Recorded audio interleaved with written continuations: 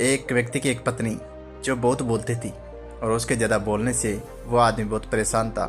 दोस्तों, उसको पता चला कि जंगल में महात्मा आए हुए हैं और उन्होंने अपनी पत्नी को उनके पास लेकर जाता है और कहता है कि हे गुरुवर, कृपा करके आप मुझे ये बताइए कि ये बहुत बोलती है और मेरा मना करने के बाद भी दिन भर जो है इसका मुंह चलता ही रहता है। मैं कितना भी समझा लूँ लेकिन इसको समझ में नहीं आता है, क्योंकि इसकी वजह से हर दिन घर पर कुछ न कुछ लड़ाइयाँ होती रहती हैं। महात्मा मुस्कुराए और बोले कि स्त्री को समझाना हर किसी की बात नहीं है, लेकिन मैं तुम्हें एक कहानी की मदद से इसे समझाने की कोशिश करूँगा। एक गुरु था, उसका एक शिष्य था जो बहुत बोलता और इधर उधर की बातें करता। वो कभी शांत नहीं रहता। वह दान लेने के लिए जाता तो हर घर से एक नई कहानी लेकर आता और आश्रम के दूसरे शिष्यों को सुनाता। वह एक शिष्य दूसरे की बुराई करता, चुगली करता और दूसरों के सामने अच्छा बनने का प्रयास करता और खुद के मुंह से ही खुद की तारीफ करता रहता। और हम हमेशा खुद को गुरु सामने सबसे बुद्धिमान और उत्तम साबित करने का बहुत प्रयास करता।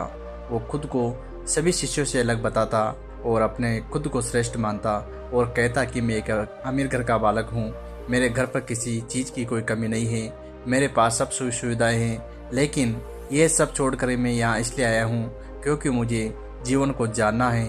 और एक दिन गुरु ने सभी आश्रम के शिष्यों को बुलाकर कहा कि सभी को एक महीने के लिए कोई ना कोई एक दृढ़ संकल्प लेना होगा और आपकी संकल्प शक्ति इतनी मजबूत होनी चाहिए कि आपके सामर्थ्य के हिसाब से आप उसको कुछ भी जो है चूज कर सकते हो। दोस्तों, एक महीने से पूर्व जिस किसी का भी अगर संकल्प टूट गया तो वह जो है अपने घर पे वापस जा सकता है या आश्रम से विदा ले सकता है। सभी शिष्यों ने अपने अपने संकल्प लिए और गुरु को अपने संकल्प के बारे में बताकर वहां से चले गए। लेकिन जो शिष्य खुद को अपने आप को अलग से दिखाना चाहता था वह सीधे गुरु की कुटिया में पहुंच गया और बोला कि मैं कोई छोटा मोटा संकल्प नहीं लूँगा गुरुजी, मुझे आप ऐसा महान संकल्प बताइए जिसे मुझे करने में जो है मेरे पसीने आ जाए। तो गुरु को मुस्कुराए और बोले कि तुम मेरे द्वारा दिए गए संकल्प को पूरा कर पाओगे? क्या तुम्हारे उसको पूरा करना संभव होगा ये मैं नहीं कह सकता, लेकिन मैं तुम्हें एक ही संकल्प दूंगा कि तुम एक महीने तक चुप रहो, मुंह से एक शब्द तुमको बोलना नहीं है।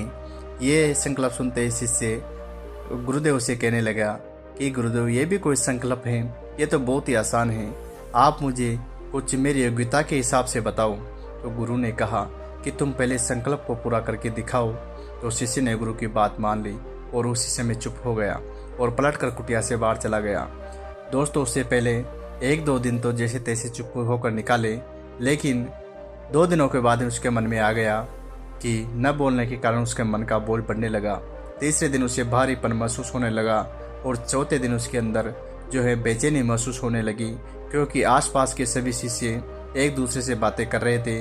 वे भी अब उनके सामने बातें करना चाहता था, लेकिन उसकी बोलती बंद थी।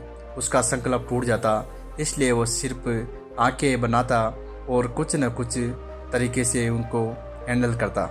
वह शिष्य बीमार पड़ गया और उसका सिर फटा जा रहा था। उसका खाने पीने तक का मन नहीं किया, वह सिर्फ बोलना चाहता था। वो गुरु के पास गया और एक कागज़ में लिखकर बताया कि गुरुजी, मुझे बिना बोले सांस नहीं आ रही है, मेरा दम घुटते जा रहा है, मैं अंदर अंदर पागल हो चुका हूँ, अब करूँ तो क्या करूँ, मैं संकल्प को तोड़ दूँ क्या?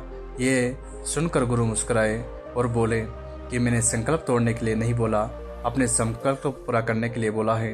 वो अपनी आंतरिक शक्ति को बढ़ाता है। जो अपनी आंतरिक शक्ति को बढ़ा लेता है वह समाज की हर जो ऊंचाइयों को छू सकता है। इसीलिए इस संकल्प को तुम्हें पूरा करना होगा और अगर तुम तोड़ना चाहते हो तो अपने संकल्प को वापस लेके आप अपने घर जा सकते हो। यह संकल्प तुम्हारे जीवन से बढ़कर कुछ नहीं है। तुम वापस जा रहे हो तो जा सकते हो, लेकिन याद रखना कि तुम अपनी पूरी ज़िंदगी को कैसे संभालोगे जब तुम इतना छोटा सा काम नहीं हो रहा। तो दोस्तों, गुरुजी के बाद शिष्य के दिल में चोट कर गई और वो बिना कुछ बोले वहाँ से चला गया और खुद को अपनी कुटिया में बंद करके ज़रूरी कामों से बाहर निकलता और सारे दिन कुटिया के अंदर बैठा रहता। 15 दिन बीत चुके। आश्रम के सभी शिष्यों का संकल्प टूट चुका था, लेकिन उसका संकल्प अभी भी दृढ़ निश्चय था। उसने एक शब्द भी नहीं बोला। सारा आश्रम हैरान था कि इतना बोलने वाला इंसान चुप कैसे हो सकता है। 15-20 दिनों बाद में वो दोबारा गुरु के पास गया और बोला, लिख कर के बोला कि हे गुरुदेव, मैं बाहर से चुप हूँ लेकिन मेरे अंदर बहुत से आवाज़ें आते हैं। मैं बहुत चीख पुकार करता हूँ, मेरी बहुत शिकायतें हैं और मैं अंदर ही अंदर बात करता रहता हूँ। मेरे मन में तरह तरह के अनेकों सवाल आते हैं, बहुत सारे शोर शराबे मुझको सुनाई देते हैं। मेरा संकल्प अभी भी है। गुरुजी ने कहा कि तुम्हारा संकल्प अभी जारी है, लेकिन जब तक तुम ये आवाज़ें सुनते रहोगे, तुम्हारा मन बोलता रहेगा, तब तक तुम इस आदत से बाहर निकल नहीं सकते। तुम अंदर अंदर जो बोलते हैं इसको शांत करना होगा। इसलिए शिष्य गुरु को प्रणाम करके वहाँ से चला जाता है और सुबह होते ही अपनी कुटिया जो है जंगल की तरफ चला जाता है। कई दिन बीत जाने पर संकल्प भी पूरा हो जाता है, लेकिन शिष्य लौटकर नहीं आया। आश्रम के सभी लोगों को डरता कि कहीं जंगली जानवर ने उसे अपना शिकार बना लिया हो। उसे ढूंढने की बहुत कोशिश की लेकिन नहीं मिला। जो उसके साथी थे, गुरुभाई थे, उन्होंने मान लिया कि किसी जंगली जानवर ने उसका शिकार कर लिया होगा। लेकिन गुरुजी को लगता था कि एक दिन आश्रम का एक शिष्य उनके पास आया और बोला कि हे गुरुदेव, हमारे उस अधिक बोलने वाले भाई के साथ क्या हुआ होगा, पता नहीं वो किस हाल में होगा। तब गुरुजी ने कहा कि जानवरों ने उसे अपना शिकार बना लिया हो सकता है, लेकिन उसके लौटने की दूसरी वजह भी हो सकती है। शायद वो उसे मिल गया जो वो पाना चाहता था। फिर शिष्य ने पूछा, गुरुदेव, क्या बोलना इतना खतरनाक हो सकता है? तब गुरु ने कहा कि इंसान के बहुत सारे जो दुख होते हैं उनमें ज़्यादा बोलना भी एक प्रकार का दुख है। वह कभी चुप नहीं रह सकता, हमेशा कुछ न कुछ बोलता। इसलिए हमारे बोलने से ज़्यादा हमारे दुख पैदा होते हैं और हम में से कोई भी चुप नहीं रहना चाहता। बस हम सामने वालों को दो बातें सुना देते हैं, जो भी हमारे मन में होता है वह सब निकाल कर उसके मन में बिठा देते हैं और उसे समझा देना चाहते हैं कि तू गलत है और मैं जो कर रहा हूँ वह सही कर रहा हूँ। और इसी प्रकार की ज़िंदगी के चलते, नादानी के चलते हम अपना सारा जीवन अपनी समझ और अपने महत्वपूर्ण जो कीमती पल हैं उसको बर्बाद कर देते हैं। और इन कीमती पलों में जो अपने को आनंद प्राप्त किया जा सकता था वो हम सब खो सकते हैं। बदले में हमें क्या मिलता है? हमारा सब कुछ, सारा समय बर्बाद हो जाता है। तो फिर शिष्य ने पूछा कि गुरुदेव, इसका समाधान क्या हो सकता है? क्या विचारों को देखना एकमात्र तरीका है? हमारी मानसिक समस्याओं का वर्तमान में रह करके अपना काम करना जिंदगी में चमत्कारिक बदलाव ला सकता है। उसके बाद शिष्य गुरु से अपने प्रश्नों को उत्तर पाकर प्रणाम कर से वहाँ से चला गया। उस शिष्य को आश्रम छोड़ ढक 3 महीने बीत चुके थे, लेकिन अभी तक उसकी कोई खबर नहीं थी। सभी जो गुरु शिष्य थे, उनके साथ में रहने वाले जो साथी थे, उनको भी वापस लौटने की उम्मीद छोड़ दी थी। लेकिन एक दिन ऐसा आता है कि वह आश्रम में लौट कर आ गया, लेकिन अब वो जब पहले जैसा था वह नहीं रहा। वह बिल्कुल ही अलग बदल कर वापस आ गया। उसके अंदर एक गजब का बदलाव महसूस हुआ। उसके चेहरे पर एक अच्छा चमकना और उसके मन में बड़ी शांति थी। सभी गुरु भाइयों ने उसको चारों तरफ से घेर लिया और बातें करने लगे। वह भी अपने गुरु भाइयों से मिलकर बहुत अच्छा अनुभव किया और अब पहले जैसा उतावला और बातें करने वाला नहीं रहा। उसके मुंह से जो भी एक एक शब्द निकलते वो बड़े ही विचित्र और काम वाले थे। वो उसके मधुरता के साथ निकल रहे थे कि उसकी बात को सुने बिना रहा नहीं जाता। कुछ देर बात करने के बाद वो सीधा गुरु की तरफ चला गया और गुरु के चरण छुए और गुरुदेव से आशीर्वाद लिया कि हे गुरुदेव, मैं अब मौन हूँ, क्या आप भी मेरा संकल्प जारी हैं? गुरु ने कुछ देर तक शिष्य की आंखों में बड़े ध्यान से देखा और कहा, तुम अभी मौन हो, तुम्हारे मुंह से एक शब्द निकल नहीं रहा, तुम्हारा संकल्प अभी भी जारी है। तब उस शिष्य ने कहा कि हे गुरुदेव, जब मैं आश्रम से गया था तो चुप था, लेकिन मेरे अंदर बहुत सारी आवाज़ें थी, मन में बहुत सारे प्रश्न थे, वो पूरे नहीं हो रहे थे। तो मैं जंगल चला गया।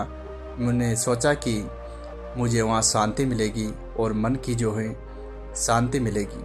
मैं जितना एकांत में जाता गया उतनी ही आवाज़ें मुझे सुनाई देने लगी। मुझे कभी पक्षियों की चहचहाट और पानी की आवाज़ें आने लगी। तो उस समय सभी मैं अपने गुरु भाइयों को भला बुरा कहता और मुझे लगता कि मैं सही कर रहा हूँ। भाइयों की चुगली एक दूसरे से करता, मजाक बनाता। तब मुझे यही लगता कि मैं सबसे बेहतर हूँ और मैं सही कर रहा हूँ। लेकिन जब मैं जंगल गया तो मैंने महसूस किया कि मैं कितना गलत था और मैं कितने लोगों को मेरे से शिकायतें थी और मैं कितने लोगों का दिल दिखाता था। धीरे धीरे एक दिन ये सारी आवाज़ें मेरे अंदर से समाप्त हो गई।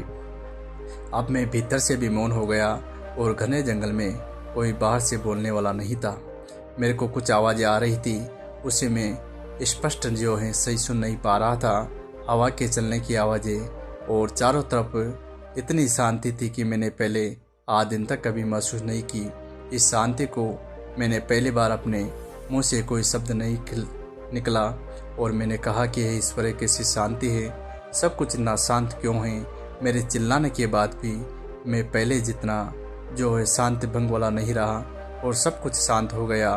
बाहर भी हे गुरुदेव, मैंने अपने गुरु भाइयों से बात की कि मैं बोल रहा हूँ, चल रहा हूँ, मैं सब कुछ कर रहा हूँ, लेकिन मैं हरदम जो है एकांत में हूँ। मैं खुद को अकेला महसूस करना चाहता हूँ। जब मैं खुद को शोर करना चाहता हूँ तब भी मैं अकेला होता हूँ। ये सुनते ही भीतर शांति ही रहेगी, लेकिन जिस दिन तुम्हारे मुँह से कुछ नहीं निकलेगा, तुम शांत ही रहोगे। दुनिया में जितनी भी बुराइयां हैं, जितने भी गलत काम होते हैं, सब जो हैं चुप रहने की वजह से नहीं होते। इसलिए जीवन में चुप रहना बहुत ज़्यादा ज़रूरी है, क्योंकि हमारी ज़िंदगी का मकसद फालतू के कामों में खर्च ना करके समाज में जो है लोगों का जीवन दुखों से भर जाता है। हमें हमेशा एक दूसरे को सुनाने में लगे रहते हैं, कभी एक दूसरे की बातें सुनना नहीं चाहते और उसके अंदर जो है ज्ञान है उसको प्राप्त नहीं कर पाते। तो दोस्तों, दुनिया की जो लड़ाइयाँ होती हैं ये हमारे बोलने के कारण ही होती हैं। हम जो नष्ट करना चाहते हैं वो नष्ट नहीं होता, इसलिए हमें बाहर की खींच के रखता है। हमारे भीतर ही बहुत सारी ऐसी चीज़ें हैं जो हम केवल चुप रह कर ही जो है शांत कर सकते हैं। बोलना पड़े, ज़्यादा ना सुनना पड़े और एकांत में रहे। इसलिए जो शांत रह सकता है उसे अपनी ऊर्जा बचानी होगी और अपने जो व्यर्थ के शब्दों में जो बर्बाद कर रहे हैं उनको जो है हमें बचाना होगा, क्योंकि ऊर्जा को नष्ट करता है और ज़्यादा बोलना हमें भीतर ही भीतर जो है बीमार कर देते हैं। तो दोस्तों, मुझे उम्मीद है कि ये वीडियो आपको पसंद आया होगा और ऐसी ही नई वीडियो देखने के लिए चैनल को सब्सक्राइब कीजिए ताकि आपको ऐसे नए वीडियो रोज़ाना देखने को मिले। धन्यवाद।